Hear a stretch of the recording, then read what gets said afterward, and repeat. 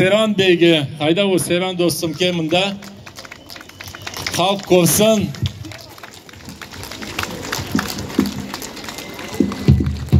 Bütün yapkan hareketler için çok sağ ol. Ana bu adam bugün bize bayram yaptı. Bu bayramı bağışladı. Ben gene de aytam, en büyük sevgi bu vatan sevgisi. Onun için biz bana finalga şu vatanga bağışlanan yerlerinden seçip aldık. Ve hepimiz bugün oynasak ve güzel olacak. Sana söz. Hoş geldiniz saygılı misafirler. Sonsuz derece sizge saygımı, sevgimi, minnetdarlığımı aytmağa isteyim. Bu güzel ansambl kırımımız, bu güzel gençler takımlarımız hepsi geldi sizin hatırınızı. Siz geldiniz ve bu ovaya, bu havaya siz kendi bizim halkımızın nefesini, duygusunu, sevgisini, tatarlığını bildirgeniz için sonsuz derece sizge en terin sevgilerimi ve saygılarımı iletem. Sağ olun.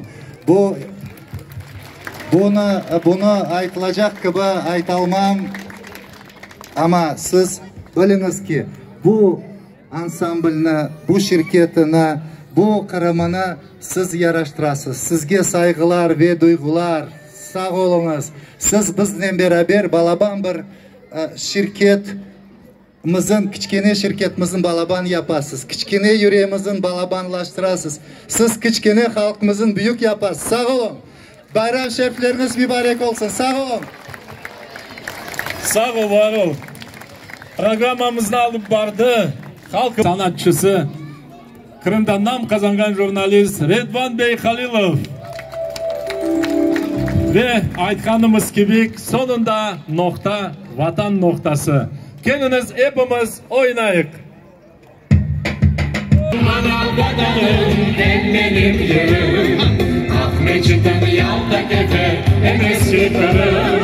Amerikan sandak çizer, bayrakala kapı, sizle selamlar. Yaşa bulle kırımım, benim vatanım. Senin için feda olsun kanım ve canım. Yaşa bulle kırımım, benim vatanım. Sevdalısı dünyada canım kırımım.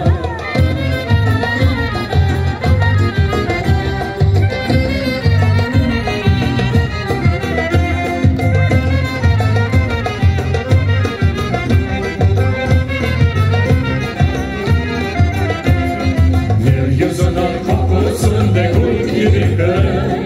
Benim ana vatanım, ekledim yerim. Ahmetçik'ten yalda kefe, emeski kırım. Avuçta alın kadeş, kara sularda. Suya içki izlendirip ne büyük onlar.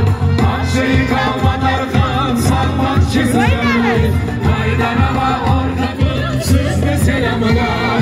Yaşa bulle kırımım, benim vatanım. Senin için feda olsun kanım ve canım. Yaşa bulle kırımım, benim vatanım. Bir tanesi dünyada canım kırım.